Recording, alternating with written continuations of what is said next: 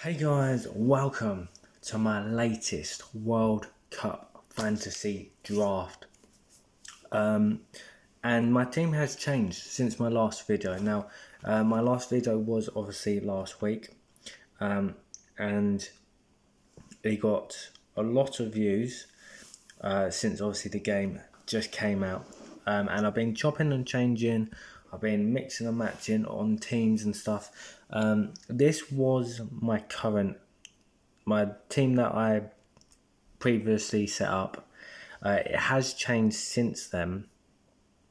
But yeah, I've made some big transfers. Not 100% sure, and I still got some money to play with. So I'm hoping you in the comments can let me know.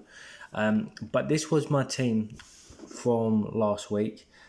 So 5 days ago, it was Nyland in goal. Currently owned by 3%, which means he would come under that scouting bonus fixed system.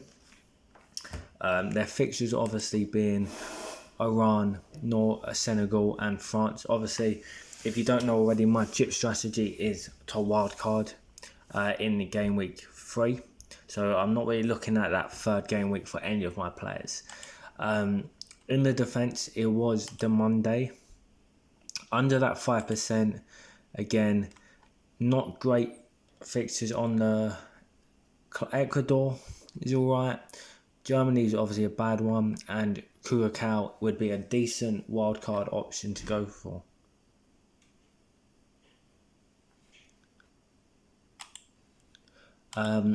Defensively, I then also got Alphonso Davies from Canada.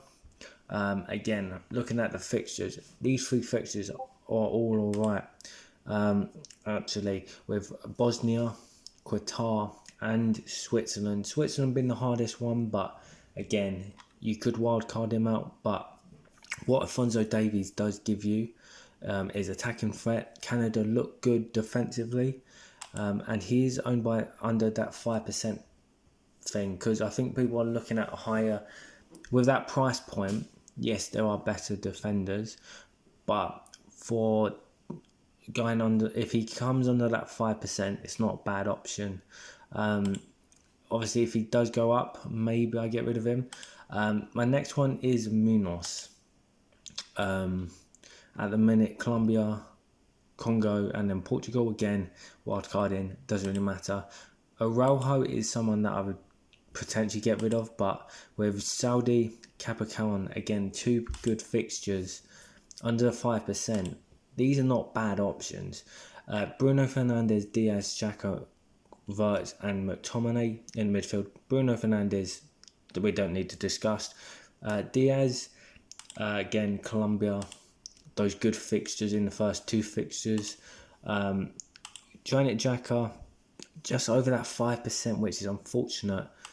But with Qatar, Bosnia and Canada, again, set plays, penalties, captain would be a good shout. Florian Wirtz, the highest at the minute, 21.4%. Curacao, Ivory Coast and Ecuador, great fixtures for Germany. And I could be targeting a 12th man chip on this game week 1 for a German player who I don't know. McTominay, Haiti, Morocco and Brazil, not great, but taking a punt on that Haiti game is not a bad shout, really, to be honest. And in the forward line, I don't even need to discuss Mbappe. I would like to bring more French players in. Senegal, Iran and Norway, good options. Mbappe expected to be the top goal scorer of the tournament. Cristiano Ronaldo, Congo, Uzbekistan and Colombia, great fixtures there. And Haaland, bit of a punt with Iran, Senegal and then the France game. Most likely would be good for the first 2, and then maybe on that 3rd week, maybe swap to Harry Kane.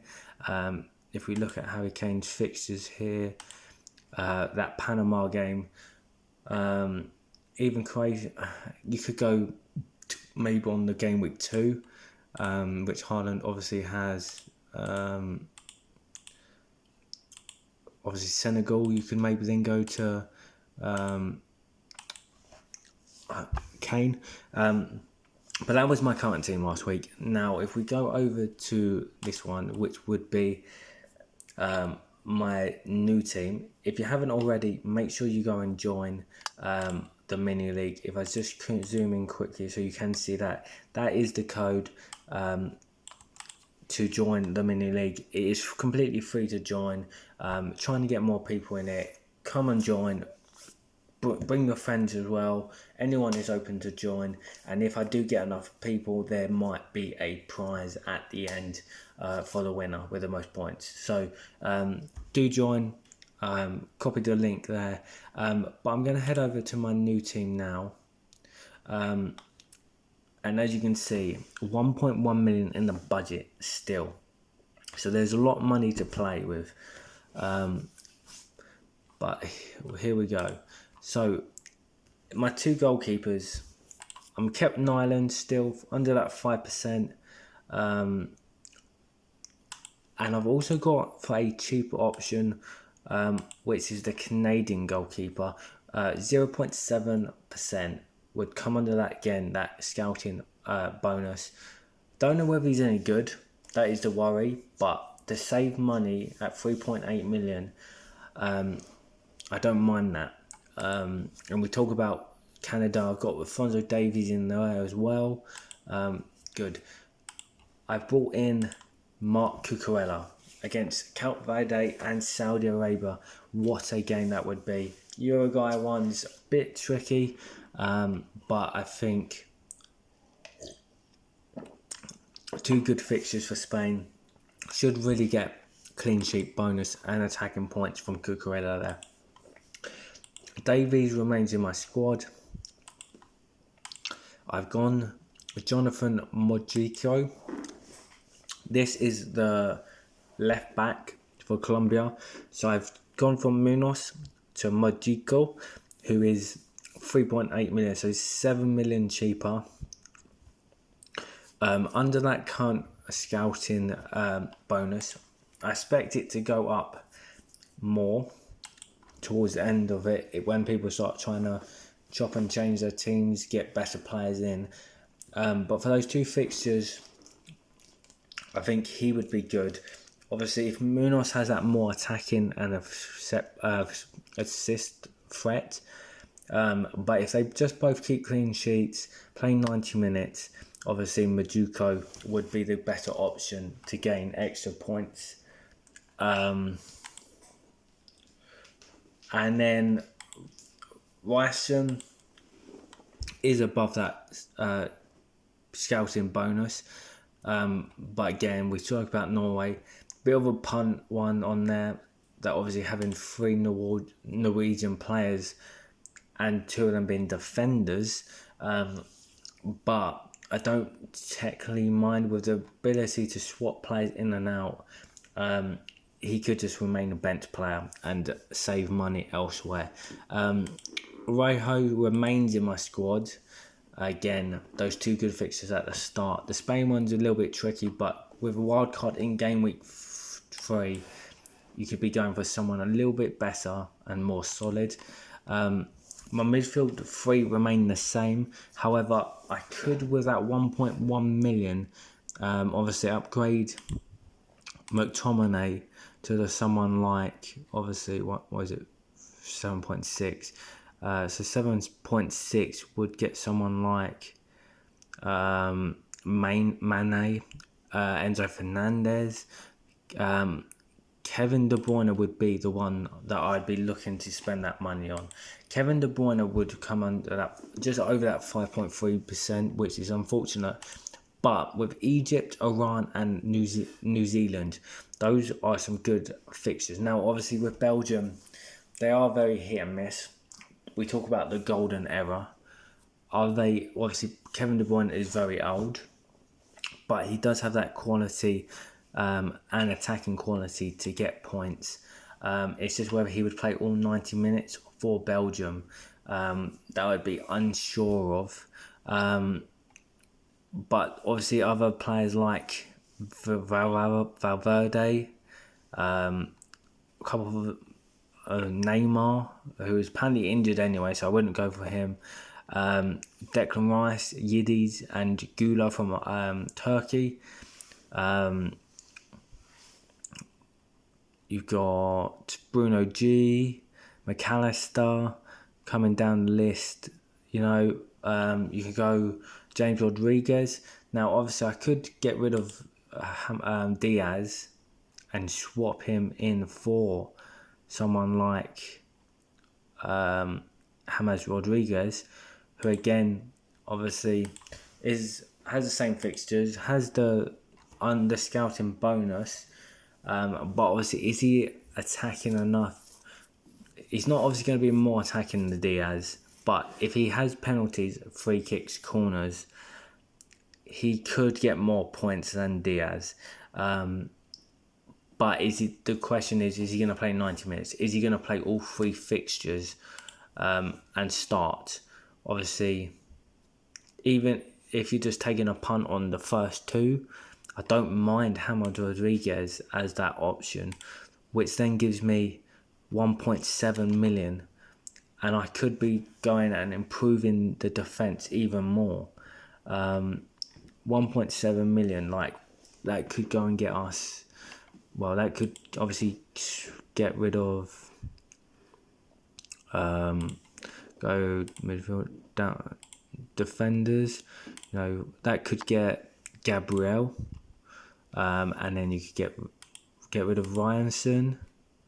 And swap him for someone like 5.4 would get you someone Kimmich is above, but maybe Kunde, Tar, Slotterbeck, Saliba, Marquinhos, Timber, Van der Ven. There's some Kabassi for 5 minutes, Guardiola.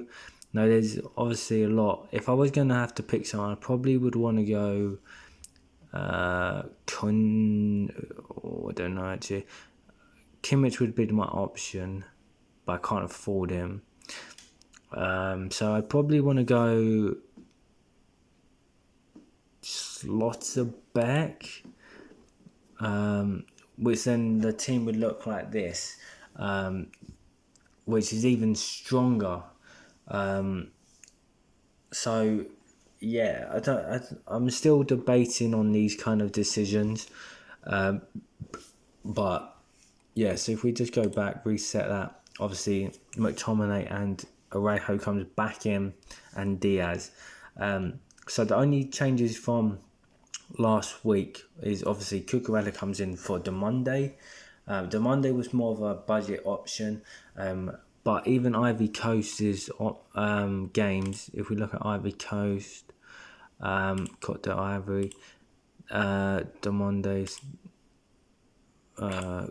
the Monday, their fixtures aren't bad. Obviously, Ecuador, anyone think can happen.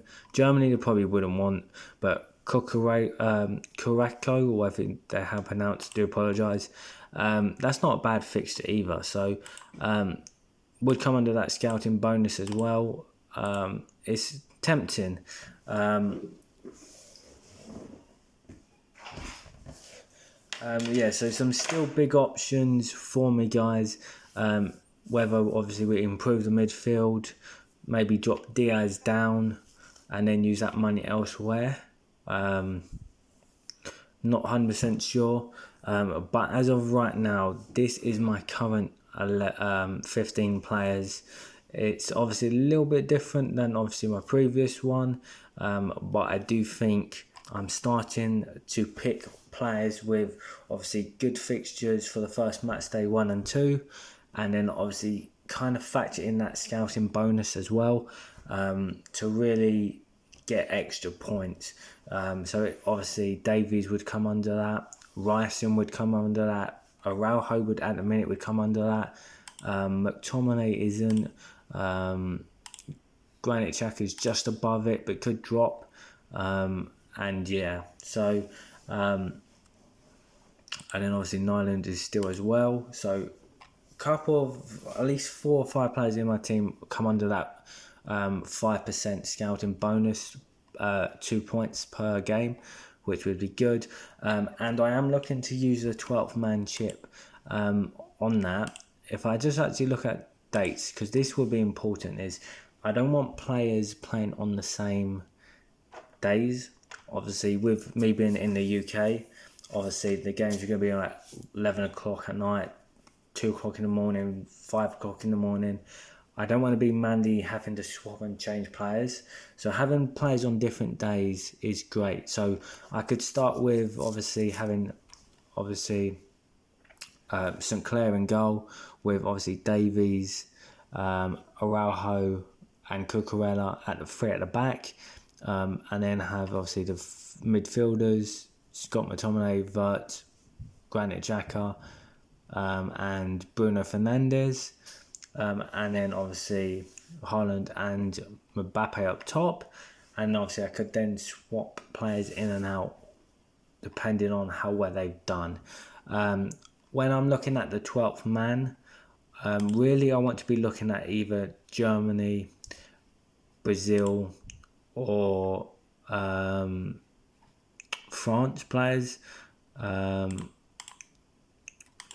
because obviously positions all because obviously the 12th man gives you an extra player and it's someone that you don't own. You want to be targeting those good fixtures. So obviously with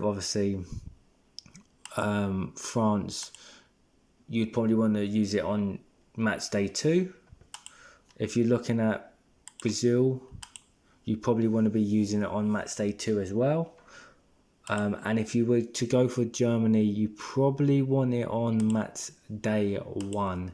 The only problem is when I look at Germany, as much as they've got obviously a great fixture against Cucurella or whatever they're called, Germany's attackers don't shout talent like Brazil and France. So maybe someone like Dembele or Rafinha, Vinicius Jr. on a game against Haiti could be a great game. And obviously them playing in against that Morocco game, you kind of know who they would start and who would more likely be benched. As if you're going on that first game, you never know who's going to play and who's not.